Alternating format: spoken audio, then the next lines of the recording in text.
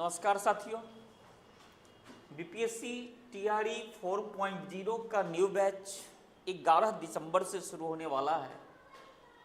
इससे पहले हम लोगों ने 10 प्रश्नों के मिसलेनियस का एक सीरीज शुरू कर रहे हैं।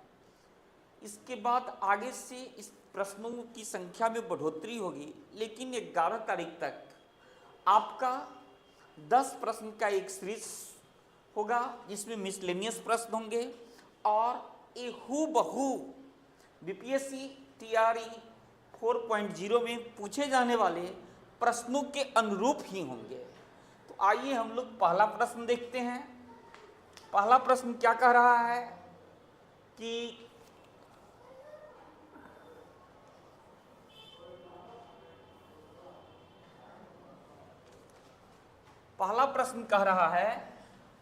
कि 1812 में छोटी से छोटी वह कौन सी संख्या जोड़ी जाए ताकि यह 7, 11 तथा 14 से पूर्णतः विभाजित हो जाए। 7, 11 से पूर्णतः विभाजित वही संख्या होगी जो 7, 11, 14 का एलसीएम होगी। मीन्स 7, 11, 14 का एलसीएम कितना देगा? तो यह देगा कितना? 77, 77, 154। एलसीएम आ जाएगा 154। अब हम लोग क्या करेंगे? 1812 में 154 से भाग देंगे। तो 1812 में 154 से भाग देना है, कितना आएगा? तो यह जाएगा आपका एक बार में 154, 11, 4, 7, 7, 5, 2, ये फिर एक बार जाएगा 154, कितना? 12, 4, 8, 12, 4, 8, 6, 5, 1, एक कट गया। 18,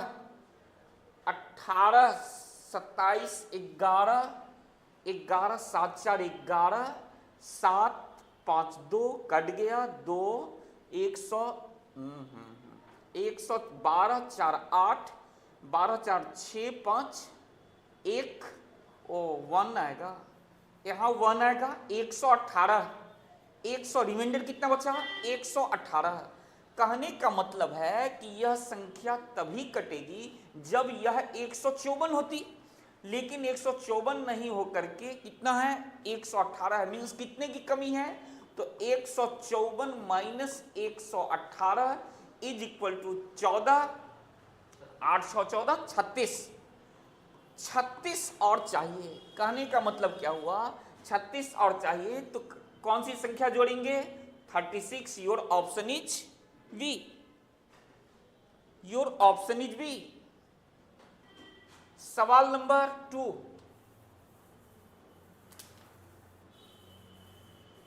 सवाल नंबर 2 क्या कह रहा है? सवाल नंबर 2 कह रहा है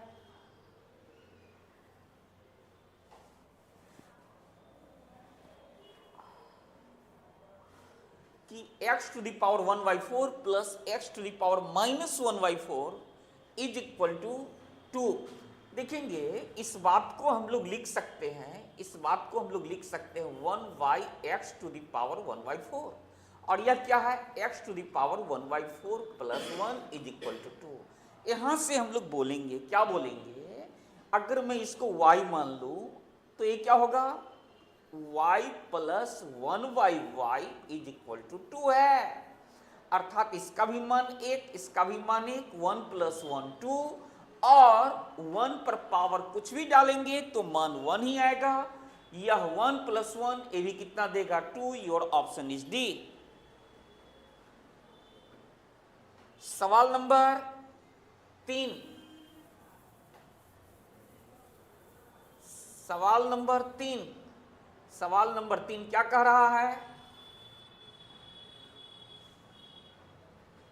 सवाल नंबर 3 कह रहा है कि एक व्यक्ति एक परीक्षा में कुल अंकों का 45% अंक प्राप्त करता है तथा 40 अंकों से अनुत्तीर्ण हो जाता है। परीक्षा में उत्तीर्ण होने के लिए 55% अंक चाहिए, तो परीक्षा के अधिकतम अंक कितने हैं? देखेंगे पास करने के लिए उसे कितना अंक चाहिए? 55% अंक चाहिए। लाया कितना? 45% अंक लाया। और फेल कितने से कर गया? 40 अंकों से। जाहिर सी बात है, इसका मतलब ये हुआ कि 45% अंक लाया और फेल कर गया कितने अंकों से? 40। तो 40 अंक दे देंगे तो ये पास कर जाएगा।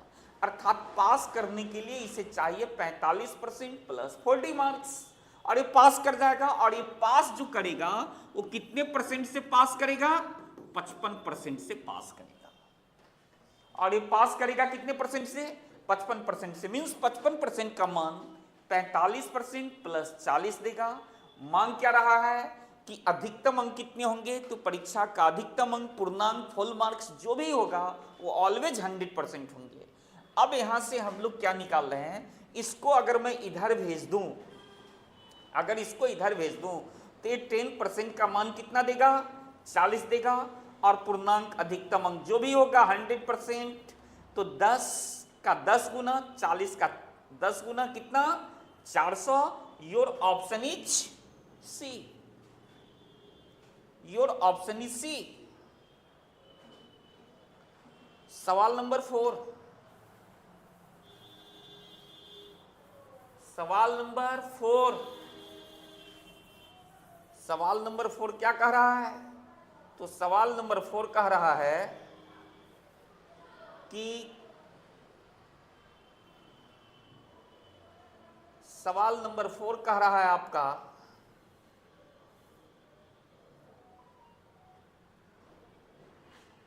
साठ वस्तुओं का क्रय मूल्य x वस्तुओं के विक्रय मूल्य के बराबर है। यदि 20% का लाभ होता है तो x का मान क्या है? x का मान क्या है? x का मान क्या है?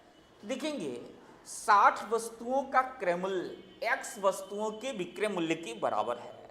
60 का CP 60 CP is equal to x SP। 60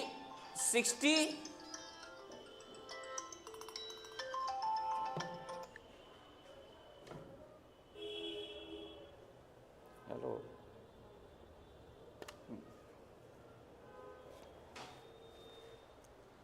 60 CP is equal to x SP, इतना के बराबर है। और इसी पर कितने परसेंट का प्रॉफिट हो रहा है?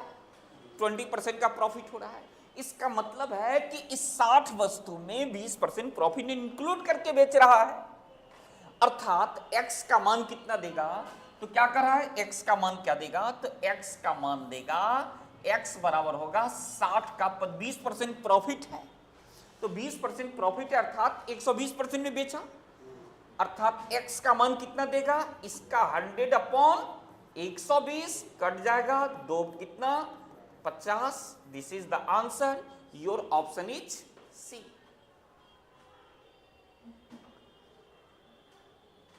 सवाल नंबर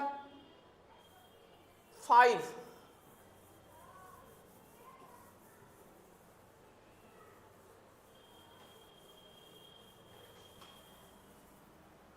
सवाल नंबर 5।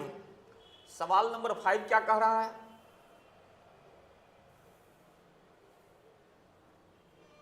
सवाल नंबर 5 कह रहा है कि किसी समस्या का हल करने की प्रगति की प्रायिकता 1/3 है तथा तृप्ति की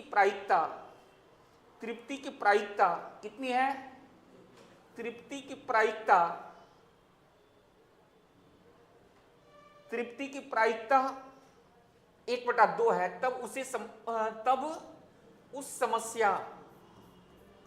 उस समस्या के हल होने की प्रायिकता क्या होगी? देखेंगे हल होने की प्रायिकता क्या है? तृप्ति के हल करने की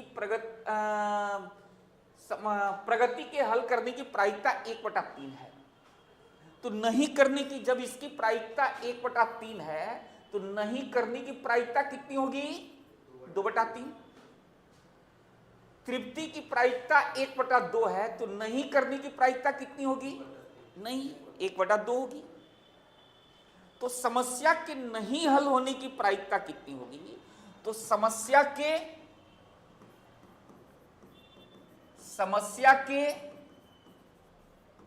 नहीं हल होने की प्रायिकता बराबर क्या होगी? तो 2/3 इंटू 1/2 इज इक्वल टू 1/3। समस्या के नहीं हल होने की प्रायिकता 1/3 होगी। अब कह क्या रहा है, समस्या के हल होने की प्रायिकता कितनी होगी?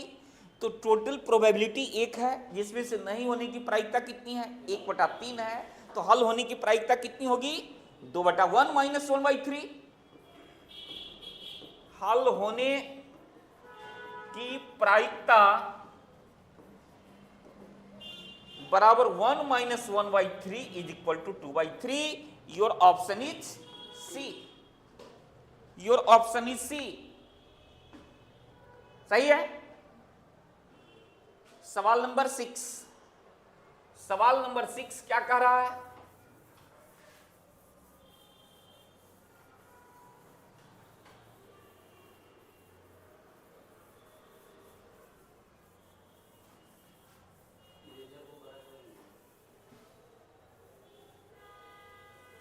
सवाल नंबर 6। तो सवाल नंबर 6 क्या कह रहा है आपका?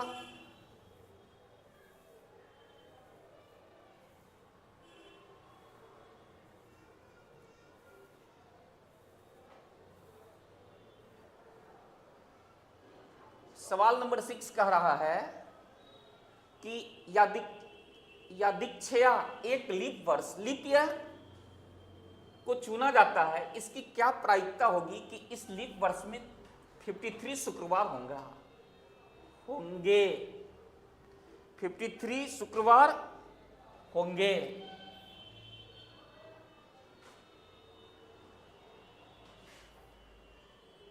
होंगे 53 शुक्रवार होंगे। देखेंगे leap year, two types of year, one is ordinary year and other is leap year. Ordinary year 365 days and leap year 366 days. अब देखेंगे इसमें क्या होगा, तो कितना आएगा? 7 5 35, 1 36, 7 2 14, 52 सप्ताह प्लस 2 और डेज।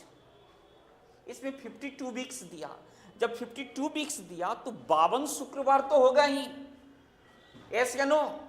जब 52 शुक्रवार होंगे और 52 शुक्रवार जब होगा, लेकिन कह रहा है कि 53 शुक्रवार होना चाहिए। अब देखेंगे जो 2 और डेज दिया, उस 2 और डेज में कौन कौन सा दिन आ सकता है? तो वह आ सकता है शुक्रवार, शनिवार। ये जब भी डे आएगा तो कंटिन्यूअस आएगा, है ना? कि शुक्रवार शनिवार, शनिवार रविवार, रविवार सोमवार, सोमवार कौन कौन आ सकता है? जैसे Friday, Saturday, Saturday Sunday, Sunday Monday, Monday Tuesday, Tuesday Wednesday, Wednesday Thursday, Thursday Friday.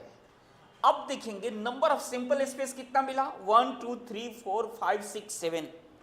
इसमें से फ्राइडे आने की संभावना कितनी मिली? तो फ्राइडे एक यहां आया और एक यहां आया, तो 2 संभावना बनी। कितने में से? 7 में से।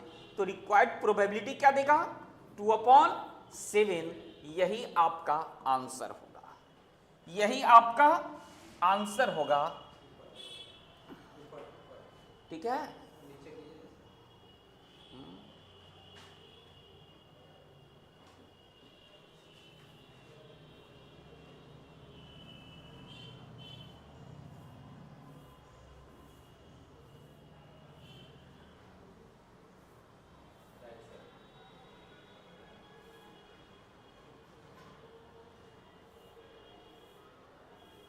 सवाल नंबर 7, सवाल नंबर 7, 7 नंबर सवाल क्या कह रहा है?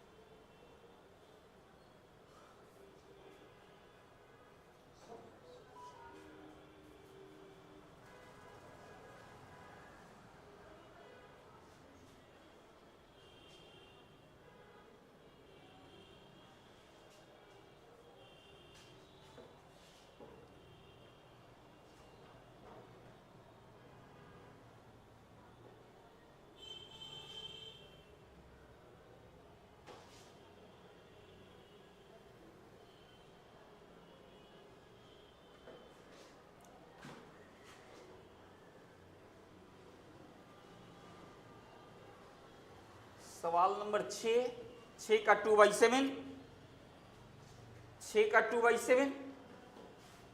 7 नंबर, दी गई आंकड़ों की माध्यिका ज्ञात कीजिए। माध्यिका क्या होता है, मीडियन क्या होता है? जो भी चर दिए गए उसको आरोही एसेंडिंग या अवरोही डिसेंडिंग ऑर्डर में सजा दीजिए। जो बीच का मान आएगा वही उसकी माध्यिका होगी।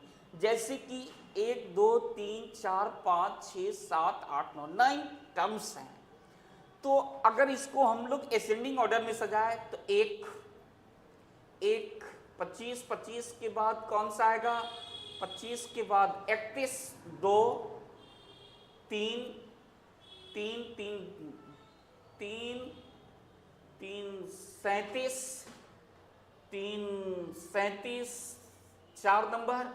चूंकि 9 टर्म्स है तो पांचवा जो टर्म होगा वही उसका माध्यिका होगा, अर्थात 1 2 3 4 37 37 के बाद कौन सा देगा, 39 39। यही आपका आंसर हुआ, यही इसकी माध्यिका होगी।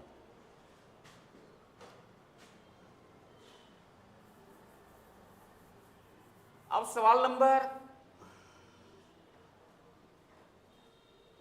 8, एक समचतुर्भुज का एक विकर्ण दूसरे का 70% है। समचतुर्भुज के क्षेत्रफल तथा लंबी विकर्ण की लंबाई के वर्ग का अनुपात क्या होगा?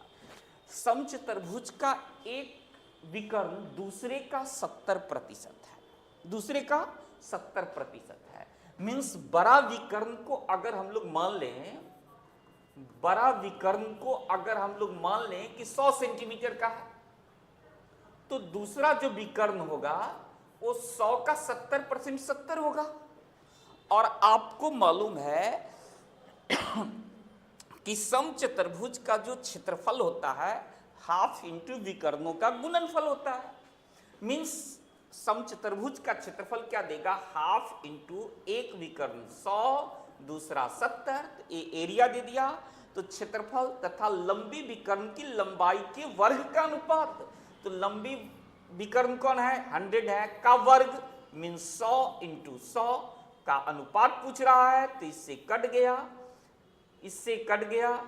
इसके बाद इससे इसको डिलीट कीजिए, डिलीट करेंगे तो 7/82 नीचे आ जाएगा, तो 7 रेशियो कितना देगा, 20। यही आपका आंसर आएगा, C number. Your option is C.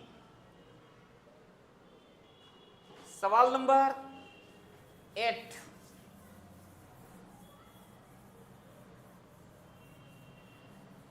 सवाल नंबर 8 नहीं 9। उस वृत्त की त्रिज्या क्या होगी जो, उस वृत्त की त्रिज्या क्या होगी, ये नहीं होगा, उस वृत्त की त्रिज्या क्या होगी जो 132 सेंटीमीटर चाप काटती है, काटती है और जिसका केंद्रीय कोण 45 डिग्री है। आपको मालूम है क्या कि थीटा अपॉन 360 इंटू 2πr, ठीक है। ये जो वृत्तखंड की परिधि आया theta upon 360 into 2πr, theta कितना डिग्री का रहा, कितने डिग्री का कोण बना रहा है, 45 डिग्री का। 45 बटा 360, चाप की लंबाई कितनी है, 132 सेंटीमीटर है, इंटू 2πr 132 है। तो क्या कह रहा है कि किसका मान, रेडियस का मान कितना होगा, तो ये कितना देगा, 2 गुना 22/7 इंटू आर बराबर कितना बना रहा है चाप, 132। 22 से कट जाएगा कितनी बार में, 6 बार में। इससे इसको डिलीट करेंगे, इससे यह डिलीट होगा कितनी बार में, 3 बार में। 3 बार में डिलीट हो गया। 3 से इसको काट देंगे 15 बार में। 15 से कट जाएगा, 15 2 30, 15 4 60, 15 4 60, ठीक है। आर बराबर कितना दे देगा, आर बराबर देगा 24 into 7, 7 Chowk 28, 14 2 16, 16 168। Your option is D 168, 168।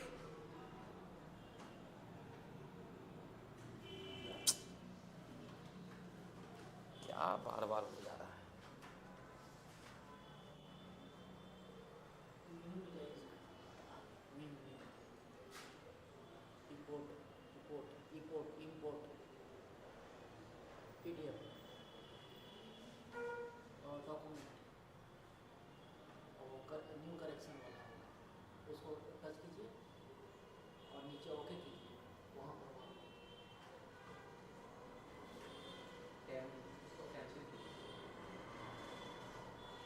ठीक है।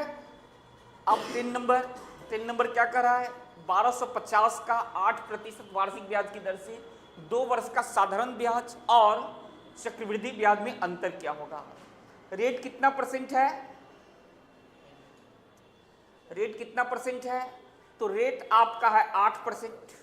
टाइम कितना साल है, 2 साल। आपको मालूम है कि 8% की दर से 2 साल का रेट अगर 8% हो, टाइम 2 इयर्स हो, तो CI आपका देगा, CI देगा 16.864%। CI दे देगा 16.64% और SI दे देगा आपका 16%। दोनों के बीच का डिफरेंस कितने का आएगा, तो दोनों के बीच का डिफरेंस आ जाएगा 0.64% का। दोनों के बीच का डिफरेंस आ जाएगा 0.64% का। तो 0.64% का डिफरेंस आ गया, 0.64% का डिफरेंस आ गया।